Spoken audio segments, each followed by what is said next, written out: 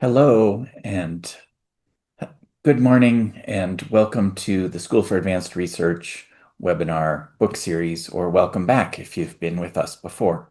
My name is Paul Ryer. I'm the Director of Scholar Programs here at SAR, and I'm glad to have a chance to introduce today's talk, which is titled Rhetorics of Value, Design and Communication in Museums and Beyond. Before I introduce today's author and conversant, let me make a couple of quick announcements. The first is please feel free to add a question into the Q&A field at the bottom of your screen. The Q&A field, not the chat field.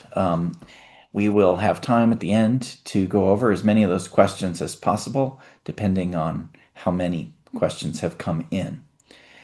Thank you to our sponsors for the event. The Patricia Foshi Charitable Fund, the Mellon Foundation, the Palahamo Foundation, Thornburg Investments, the Wintergren Foundation for Anthropological Research, Dan Marians and UBS Financial Services, King Galleries, Red Wing Wealth, Santa Fe Dining, Shiprock, and Walter Burke Catering. Thank you to all of those sponsors.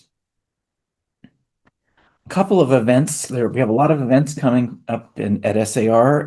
One in-person event next Wednesday, a week from tomorrow, on October 22nd from 5:30 to 7. There's a book talk at the New Mexico History Museum here in Santa Fe. Fran Levine and Kate Nelson talking about writing from both sides, stories from the Santa Fe Trail. Again, that's at the New Mexico History Museum Auditorium. And then the next webinar in the same series you've joined today, Tuesday, November 11th at 11 a.m.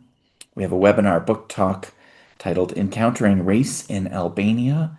That is former SAR Weatherhead Fellow Chelsea West Ohori in conversation about her book, Encountering Race in Albania, her new book that was written here. And Carol McGranahan, professor of anthropology at CU Boulder. That's November 11th, 11 a.m. You can please register for that online. Okay. So it is my great pleasure to introduce today's author and conversant, Professor Corinne Kratz, Distinguished Professor Emerita at the Department of Anthropology and Institute of African Studies at Emory University. Corey did her PhD at University of Texas, Austin, and in anthropology and African studies, and has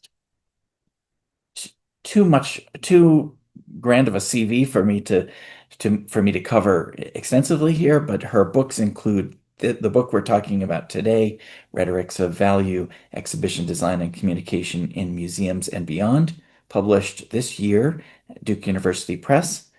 Also, The Ones That Are Wanted, Communication and the Politics of Representation in Photographic Exhibition, University of California Press, 2002.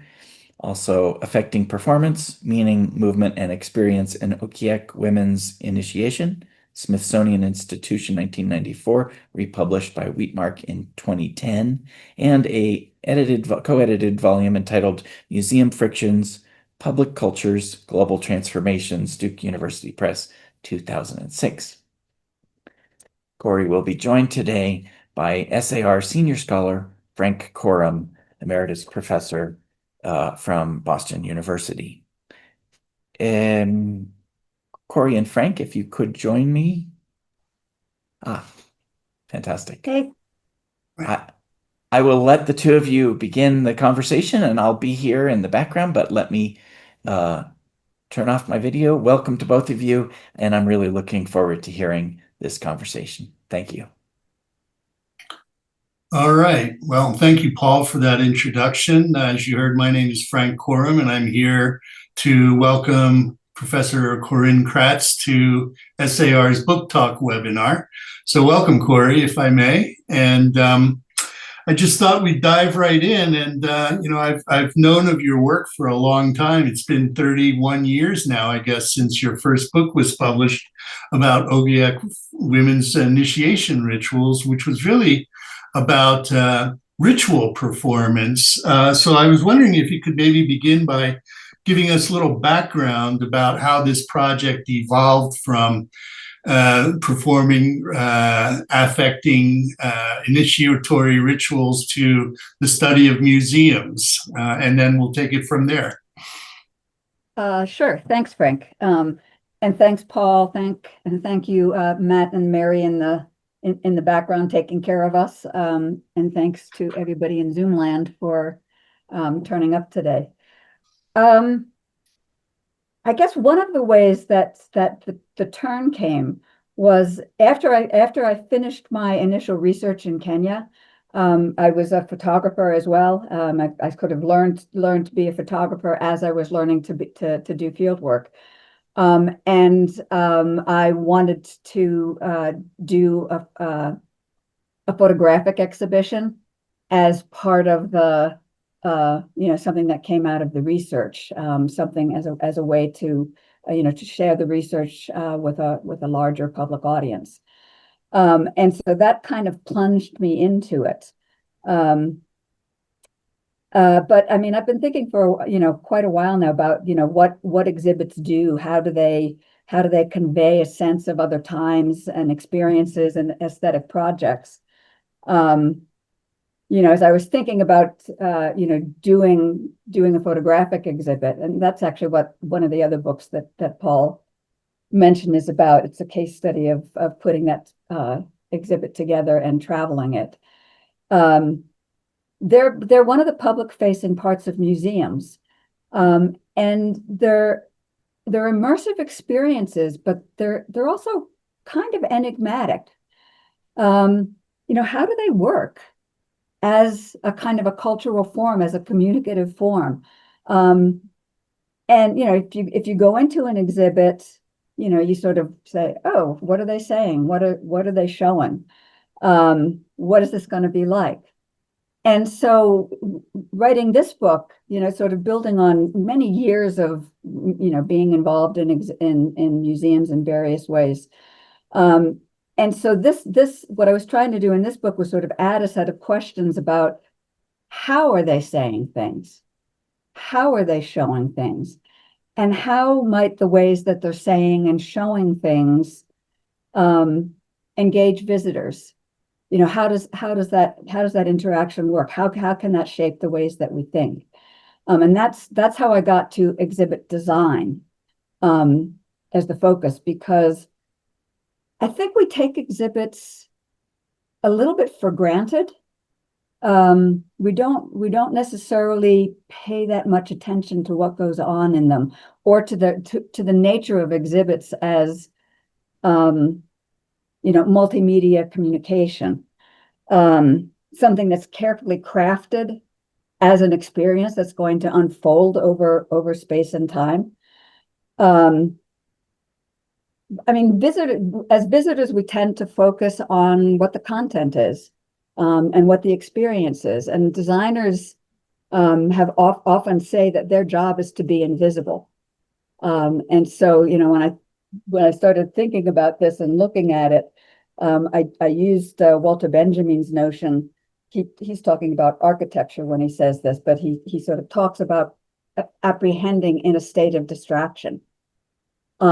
And it's like if the designer is doing their job, you're not paying attention to what exactly they've done to create the experience. You're experiencing it. And, they're an enormous amount of work. This, Frank. You've done this. Yes. It's years of work in many cases. There's research, there's selecting objects, there's, borrowing objects, writing text, configuring space and light, getting sound and images, and somehow sort of orchestrating and crafting all of that into, various kinds of narratives. And sometimes, there are emotional contours that are built into the narratives. I mean, and so what it creates is, I mean, it's almost like a playground.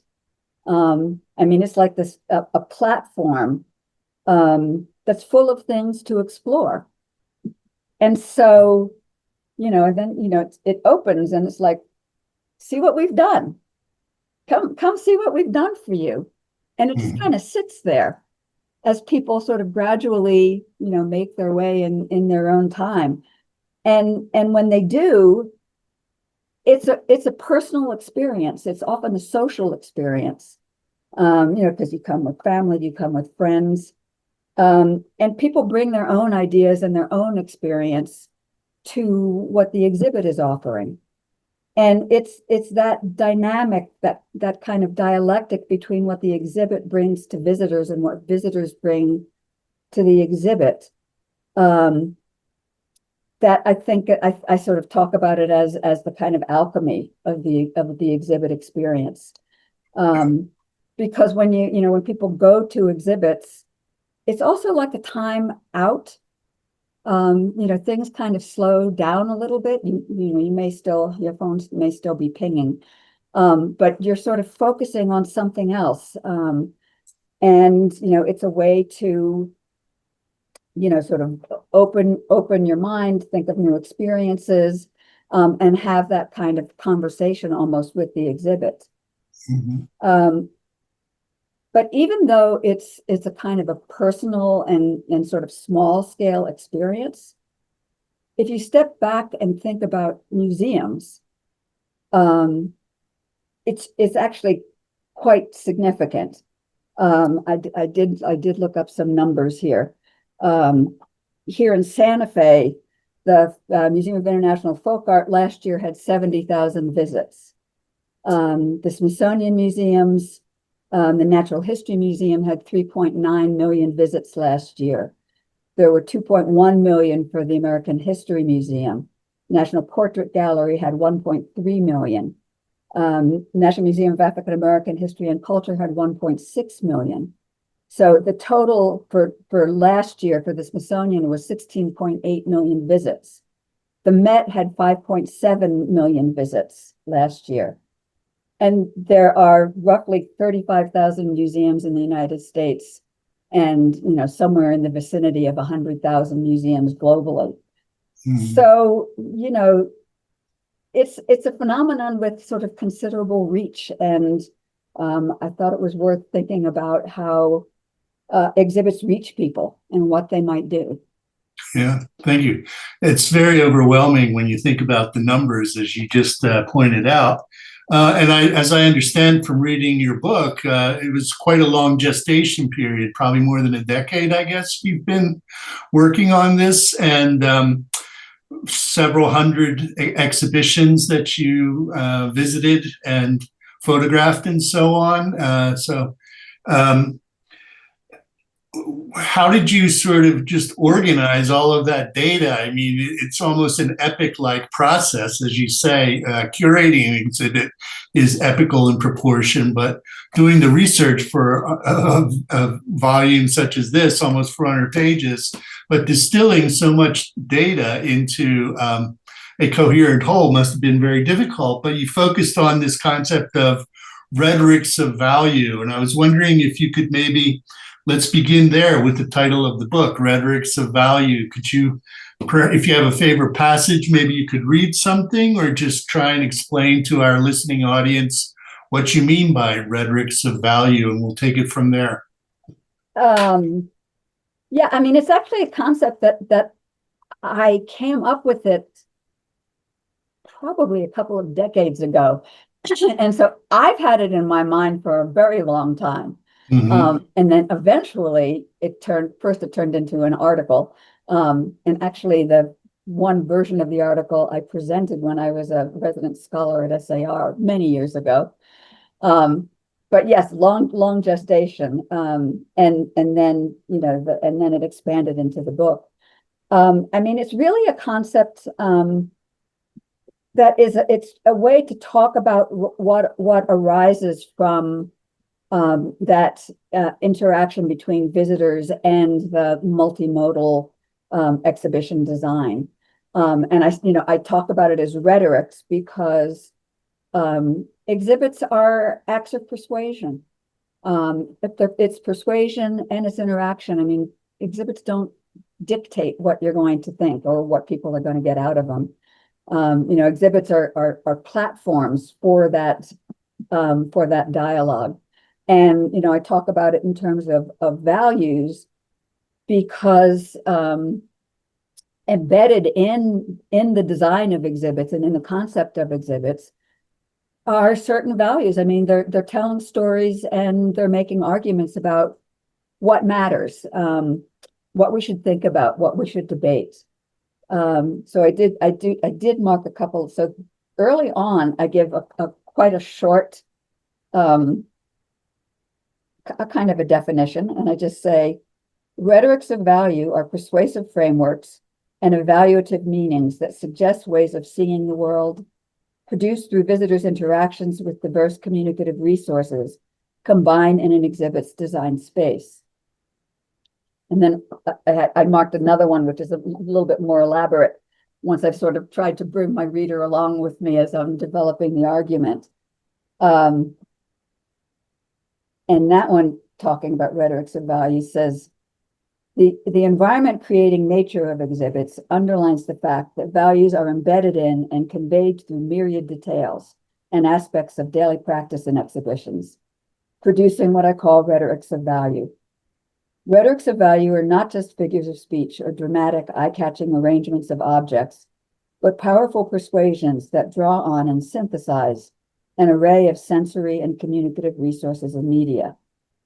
They invoke a range of experience for visitors and establish cross-contextual links and resonances. Their persuasive force and effect arise from interactions among aesthetic, intellectual, affective, and cognitive modes of experience, knowing, learning, and meaning-making. And, and what they are depends on what the exhibit is and what the genre is and all of that. Okay, yeah, interesting. So in your introductory statement, you mentioned that designers often like to be invisible, but then you also talk about the agency of design, which the passage you just read for us seems to suggest that it does have a kind of interactive or dialectical relationship with the various actors involved, the audience, the people behind the scenes, like the designers, the curators, the education staff, and so on. But then you also talk about the ineffable aspects of value. What do you mean by the ineffable aspects of value? And could you provide the audience an example or two, maybe, of that? I think what I'm talking about, that when I talk about the kind of the ineffable, the sort of unpredictable aspects, I think I'm mainly talking about what happens in that kind of interaction. I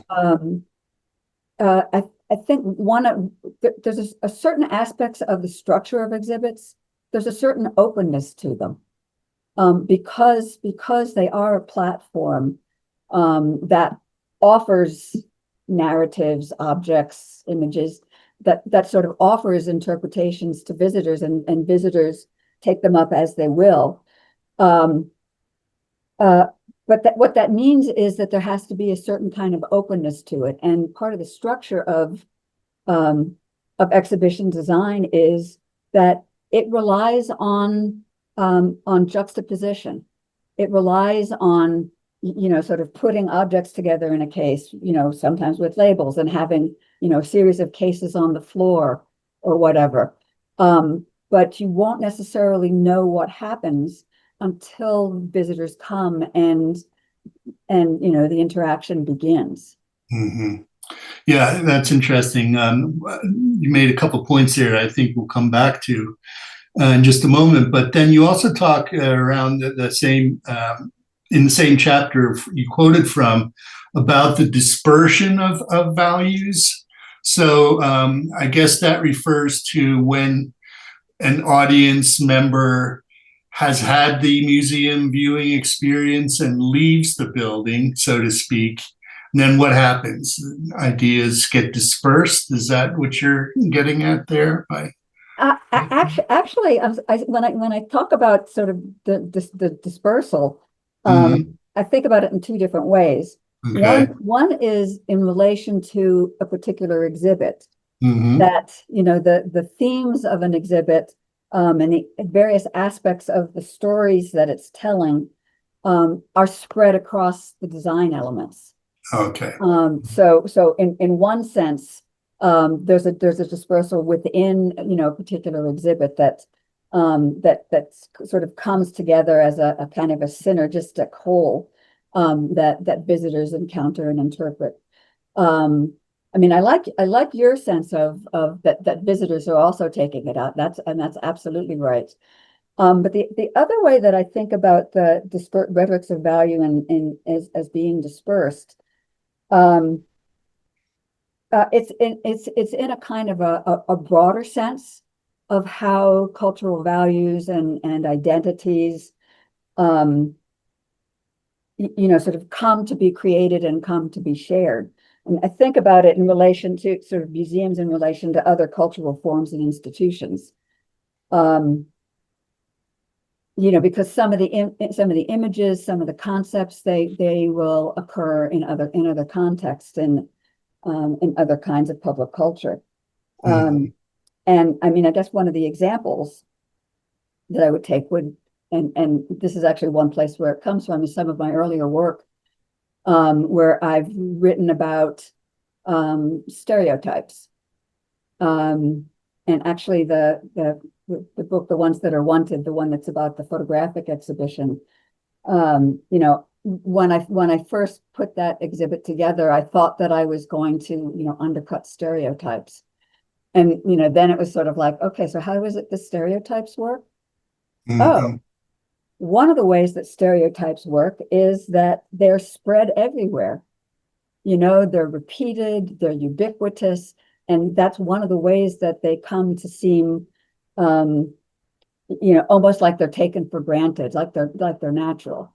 And in some situations, they begin to sediment into to interactions. They might occur in exhibits. They'll be in books. They'll be in films. They become part of a kind of general cultural sense. And so you could sort of think about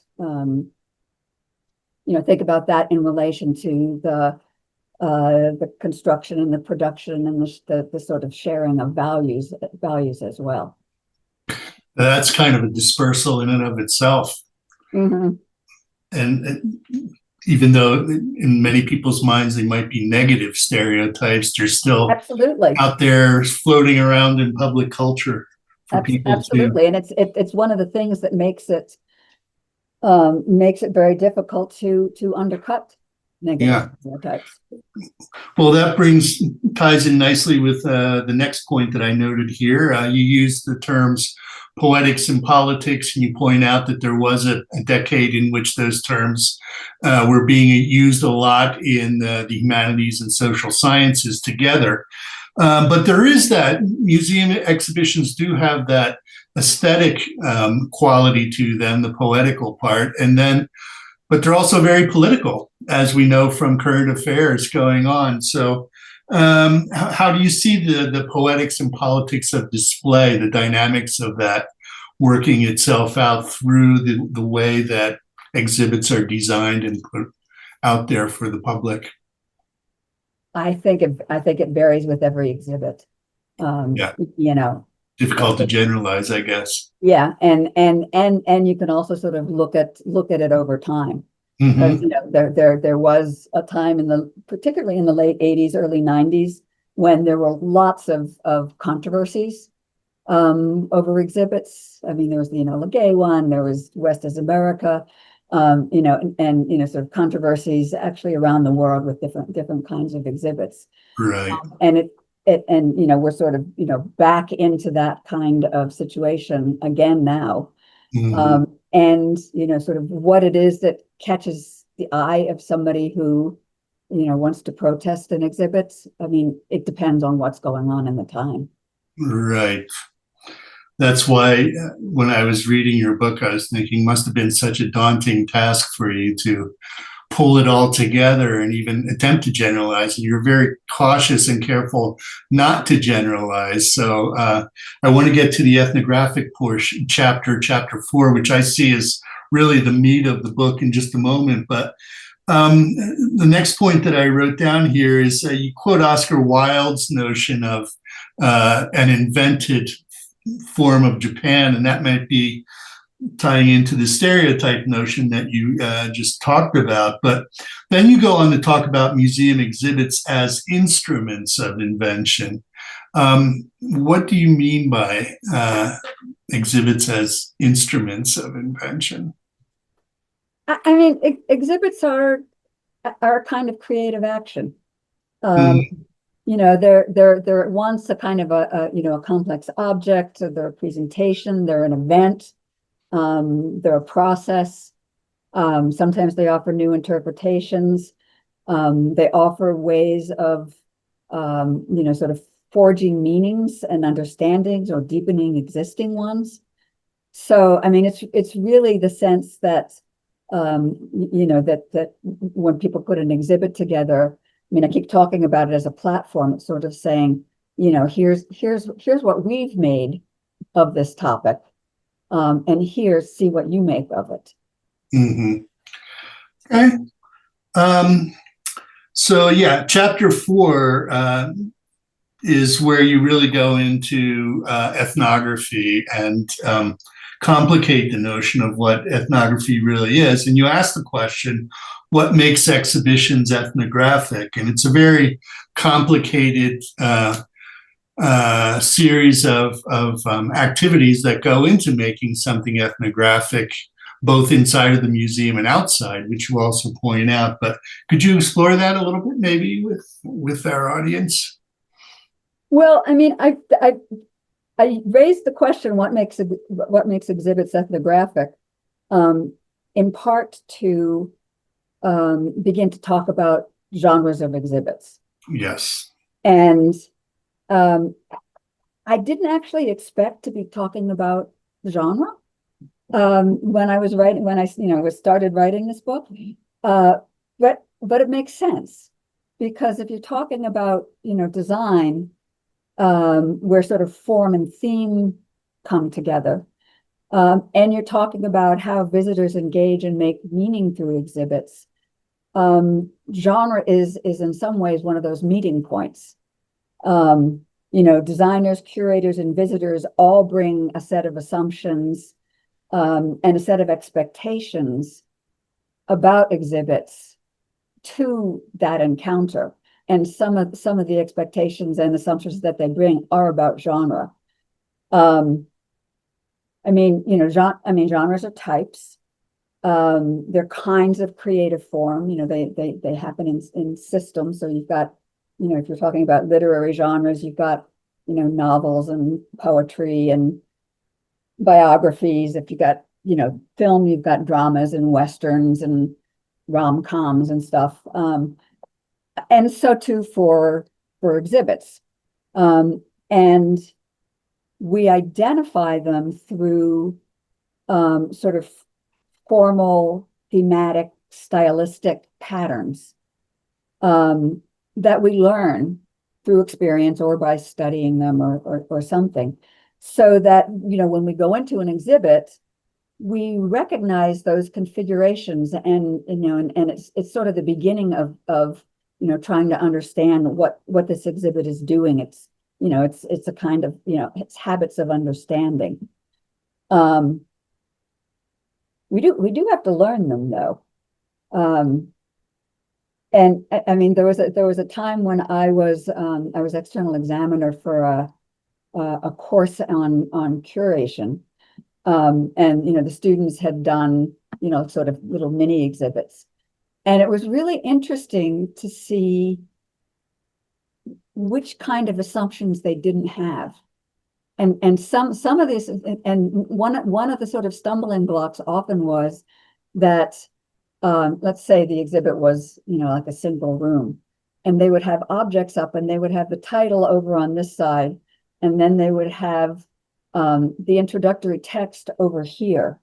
Mhm. And it was like the sort of the genre form was not quite conscious for them to know how to create it, because they were still learning how to do it. Yeah. I mean, the main exhibit genres that I talk about, the main types are ethnographic exhibits, art exhibits, and history exhibits. And to me, they're in the closest conversation in terms of design, and their historical patterns.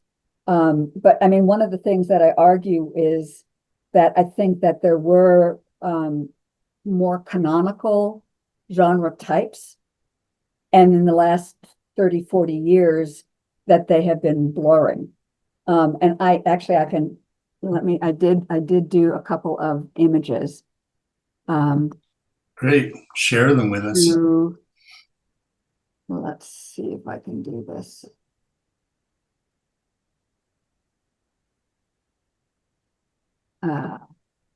Okay, can you see that? Yep. How about the audience? I guess the rest of the audience can see it as well. Okay, somehow Yes. I have a question blocking my screen. How do I get rid of that?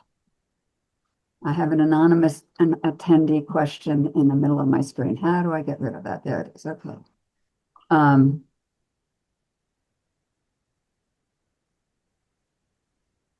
Looks like it's working on my screen. Okay, I'm trying to get to the place where I can. There we go. Okay. Perfect. Okay, Frank, what kind of exhibit is this? Well, let's see. Put me on the spot here. I would say that it's probably an art history exhibit. Okay. How about that? This one is probably a history exhibit.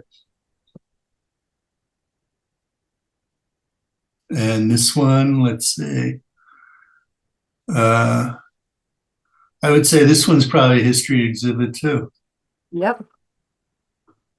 And now your ethnographic exhibit genre, I would say.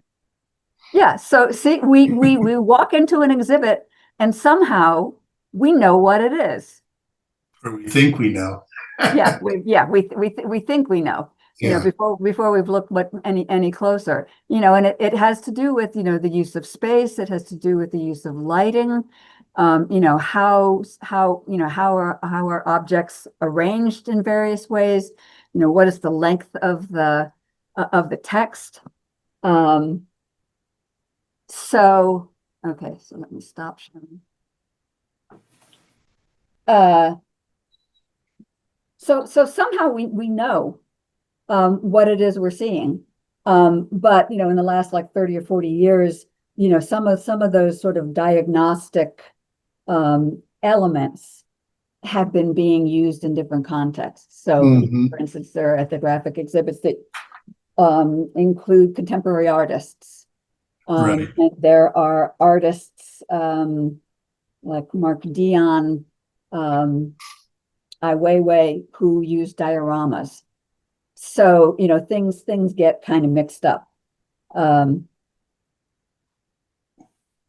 so, you know, when I raise the question, what makes an exhibit ethnographic? It's like, oh, well, it's hard. It's a little harder to know now.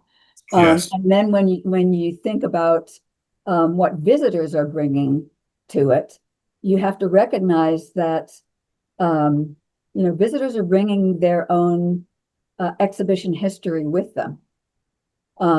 And so the notion of what, you know, one of those exhibition genres is, I mean, it changes over time.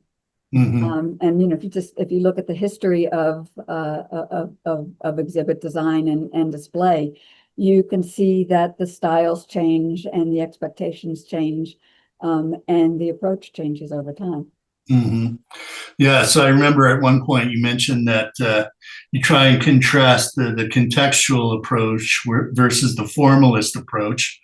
But then you say that that's kind of a mistaken dichotomy, as you say, that's been breaking down. And you advocate the notion of the relational is probably a better way of putting it. So the relationships are multi-layered, I would think. Mhm. You mentioned the audience, the people coming in, they bring their own experiences. So that's part of how they interact with the objects that are on display and the visual dimension of it and so on, which creates really, you use Gertz's famous blurred genres idea as a way of Right. talking about this. And I like the term that you used, genre leakage. That's an interesting phrase. You borrowed from someone else. I can't remember who, but That's comes Bauman and Briggs use that, and they oh, okay. themselves are kind of paraphrasing from Edward Sapir. Right, right. I knew I had a linguistic source. So, and then you have two extended examples to really illustrate this. And I was reminded of the Maharaja exhibit at the San Francisco Asian Art Museum that you talk about extensively in connection with what you mentioned about the student exhibit that you talked about, how labels were on one side and the objects were on the other. And you mentioned in your analysis of the Maharaja exhibit that it was in different rooms that weren't connected. So it didn't have the usual flow that you would expect that we often expect of a museum exhibit. But somehow you say that it works in the end because they're able to use this idea of relationality to connect all the different parts. And then you contrast it with the Andean folk art exhibit, which you sort of critique as being, what was it, lecture and lecture and labels and lectures, right? The alliterative L and L. Could you maybe compare and contrast a little bit? Those were two really great examples, I thought, and the illustrations that you use in the book really brought that point home. But what made one more compelling and successful than the other, would you say? I think it really had to do with how the different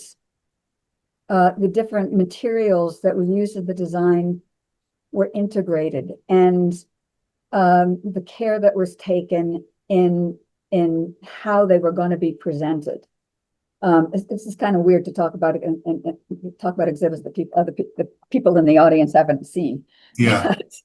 But, or maybe some have. So the Maharaja exhibit, so the first gallery largely had more art related displays of sort of single objects, but they were presenting them in the context of particular cultural values of what is a Maharaja. Mm-hmm. And the next gallery sort of developed that by sort of placing giving a broader sort of social view of the kinds of things that they were doing, sort of holding councils. And so there was something that I talk about dioramas and the diorama-ish. So there was something that was diorama-ish in that it was working from an historical print that depicted the scene of a kind of a council meeting, and then in the gallery they reproduced the scene that was there with the objects. So no mannequins or anything, but something diorama-ish. And then in the final gallery, it was much more of a kind of a historical approach to sort of look at the practice and the Maharaja families as they sort of came through more into the 20th century. And so it was just a well done. I mean, and so in the end, I sort of talked about this as an exhibit that combines conventions of art exhibits, conventions of ethnographic exhibits, and conventions of history exhibits, but that overall it sort of comes across as a cultural history exhibit.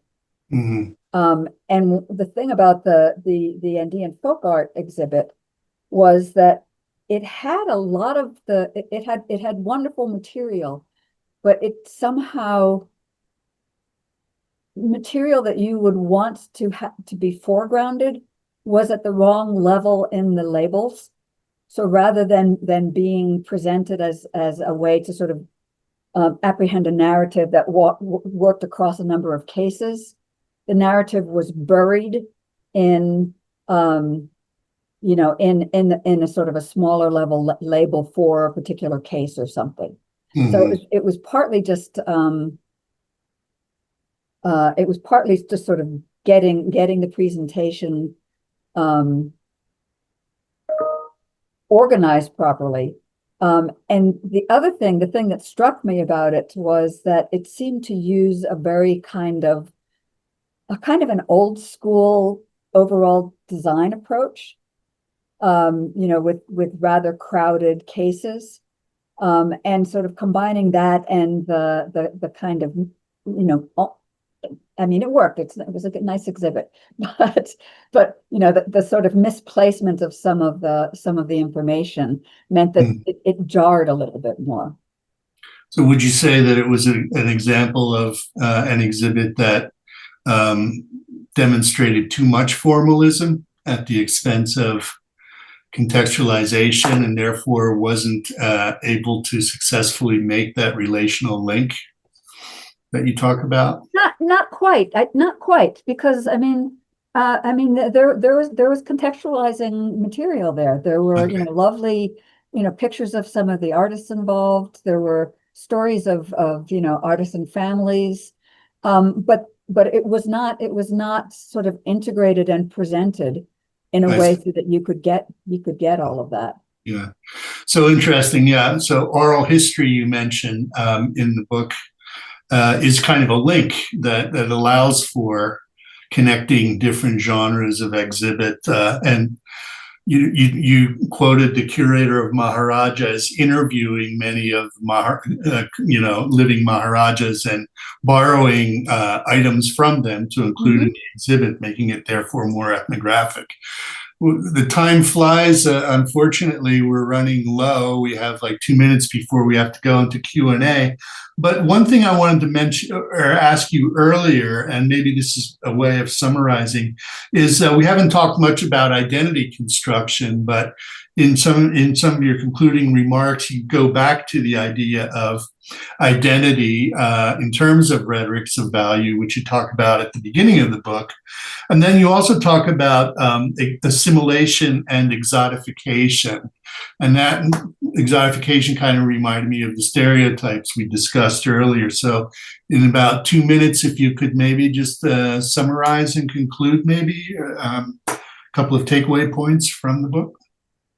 Yeah, I mean, I do talk about sort of assimilating and exoticizing, or difference and similarity. I mean, I think it's one of the sort of broad ways to think about exhibits and representation of cultural and historical material. Okay. And I think it's also part of the dynamic for how we encounter and come to understand things that are in exhibits. It's part of it's almost part of the kind of process of translation that happens when we're trying to sort of understand what's being presented to you. So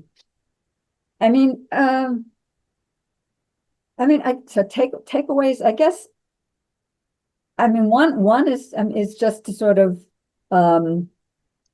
underline the role of the communicative nature of exhibits and the multimedia nature of how that works, and the range of resources, and to also just invite people who are out there in Zoom land to think about exhibits. When next time you go to an exhibit, I invite you to sort of go through it once and just sort of experience the exhibit, and then go through it again and try to figure out, how your impression came about. How did the design, sort of shape or provide you opportunities to, delve into certain aspects. When I analyzed it, so you focused on chapter 4. For me, I think the last 2 chapters are some of the ones that I like best. And they're the ones where I'm doing a sort of an analysis in one of the history galleries of the National Museum of African American History and Culture, and in the second one at the Legacy Museum in Montgomery. And they're good examples for also trying to understand how it is that some exhibits also are very moving, and how that comes about through design and the interaction with the design. Great. That's Well, we're at the end. Yeah, I wish we had more time to talk about those last 2 chapters, because you get into a lot of important issues there about race and ethnicity and so on. But unfortunately, that will have to wait for another day. So thank you. Let's open it up for Q&A. We have a few comments here, and I encourage those of you out there in Zoom land, as Corey said, to not be shy and go ahead and put your questions and queries into the Q&A box. But let's begin with the first. Anonymous writes, here in the DC area, we are seeing a purposeful attempt to erase certain narratives, quote, what we should think about and what we should debate, unquote. I belong to a group called Citizen Historians that are attempting to document exhibits before they disappear. Given this, are there alternative spaces we can explore to recreate these experiential narratives? Corey, would you like to respond briefly to that? Sure. First, thank you to the Citizen Historians. I am one of you. When I first heard about the Citizen Historians group, and for people who haven't heard about it, this is a group that formed sometime in August with the initiative of a couple of historians, and I'm not sure whether it's all 3 are historians, but who are based at Georgetown, who, in response to the executive orders, asked for volunteers who would photograph the exhibits at the Smithsonian to have a record of what they are now. We don't know what's going to happen, whether there will be any kind of dismantling or what might happen, but this is a documentary project. And when I first heard about it, I got in touch to say that I've also got something on the order of 1,000 slides of various exhibits at the Smithsonian.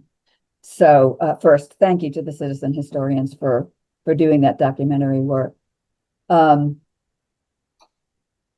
mean, one thing to just sort of recognize is that there are 35,000 museums in the United States. So, there are a lot of places. And it can happen, it can happen in many ways. And, even some of the Smithsonian exhibits, at least the Natural History Museum has got at least a handful. I think they started doing it around 2018. They actually have some do-it-yourself exhibits, which are versions of the full-blown exhibits that they've shown. And so, if you have a connection with a library or a coffee shop or a community center, you can get one of their do-it-yourself exhibits. And basically, you can download the panels. They reproduce the exhibit in a panel form. And you can download the panels and print them and create an exhibit. So you could take some of those exhibits, into other places, anywhere you want. Yeah. I mean, when I think about that stuff, I think about, well, I mean, we said before that it's not the first time that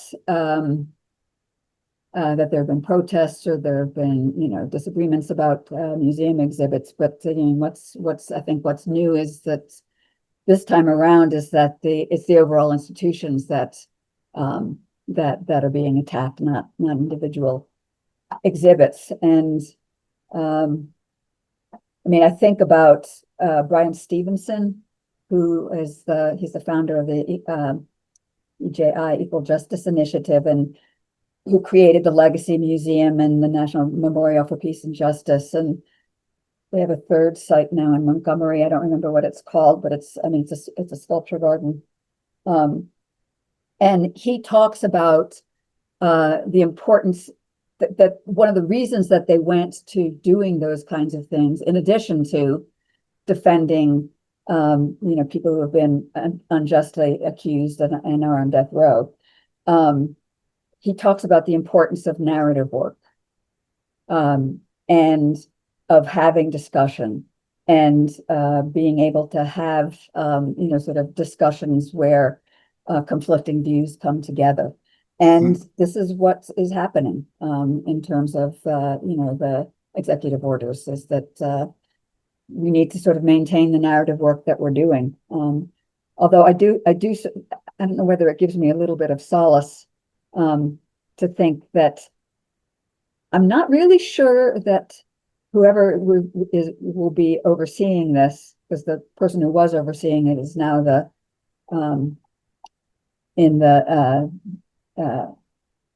what is her position? Well, she's the person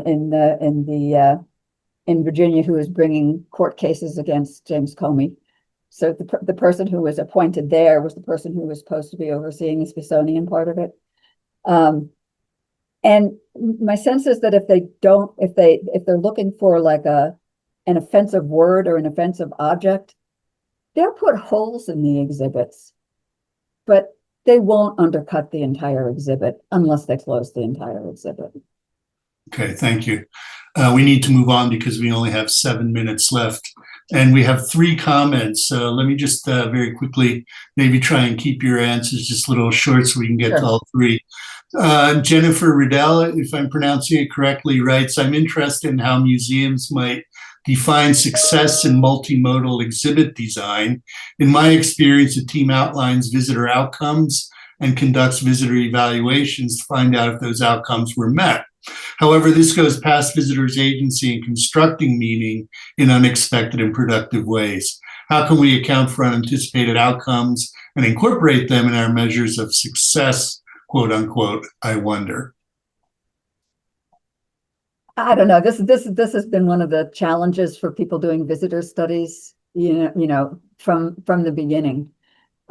Is you indeed you can do surveys, you can do visitor tracking, and one of the things that you really can't account for are the sort of longer term effects.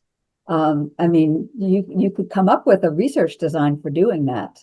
That would involve, sort of getting a group of visitors who would agree to, be interviewed again in a year or something. So, there are ways to do it, but it's unlikely that that's the kind of research that people are going to necessarily be putting their resources into. Yeah, I always found visitor comments books illuminating, because you do get repeat visitors if the exhibit is running for a longer time, and then they sometimes change their views a little bit. Robert Mott writes, could you talk about how the economic aspects of staging exhibits in the present day influences the design of exhibits, both physically and politically? The rising cost of insurance and shipping and the narrowing of public funding for exhibits makes creators more dependent on wealthy private donors. Yes, it's true. And one of the things that's interesting is there are often corporate sponsors as well, but you have to sort of find the right balance for how that can be done. And one of the ways that the sort of economic constraints has its impact is that sometimes exhibits are up longer. Mhm. So if you don't have the money to sort of change exhibits frequently, when you get one up, it stays up for a little bit longer. Yeah. Okay. We have 4 minutes, so take three so we leave Paul Reier a minute to conclude. Frank Proshan writes, recent years have seen the proliferation of technocratic roles in exhibitions, designers, exhibition developers, visitor experience experts, typographers, evaluators, editors, writers, educators, etc., and the concurrent elimination of full-time tenured curators. Are you able to reflect on this tendency as it translates into the actual exhibition? How does authorial voice get dispersed, quote unquote, and how does professional credit get redefined? Complicated question. Yeah, and I have like 1 minute to do it. Hi, Frank. Exactly. Well, you can contact Frank later and talk about it. But Yeah, it's true that I mean, a curator is not actually the same as an author. yeah, So I mean, we sort of think of curators as authors, and indeed sometimes they do write at least first drafts of some of the texts. But I think I think exhibits have always been a kind of a team effort. I mean, maybe 100 years ago, less so. Maybe the curator had to do everything, including, sort of hang things and put everything um, in the vitrines and stuff. But I think that it also goes along with part of it's there's kind of a you're being tugged in two directions. right. One is the sort of greater professionalization and specialization of aspects of creating an exhibit, and some of it is also being tugged to do more community related work. So I mean, it's sort of pulling in both of those are sort of pulling towards more of a team approach and to take a wider set of perspectives into account when you're creating the exhibit. I should probably stop. Yeah. Okay. Thank you very much, Corey, for joining us today. I appreciate it very much. And thank you all for attending. I'm going to turn it back over to Paul Reier now to close out. Thanks, Frank. I don't And want to thanks close everybody out. for coming. I really don't want to close out. This is such a rich conversation. Thank you both. You had me thinking everything from thinking about Mikhail Bakhtin's work to thinking about SAR's own show, curatorial process for Grounded in Clay. So I had 8 million thoughts in my head. Thank you both. And folks, thank you for watching. Please keep tuning in to this series and join me remotely. I see a lot of hands waving, so that's a way of thanking you over Zoom. So thank you both, Corey and Frank, for a really wonderful conversation. Please, everyone, grab this book, Rhetorics of Value. There was a code up, and if you can't find it, email us and we'll get you the discount code so you can get a copy of the book. All right. With that, see you next time. Thanks again.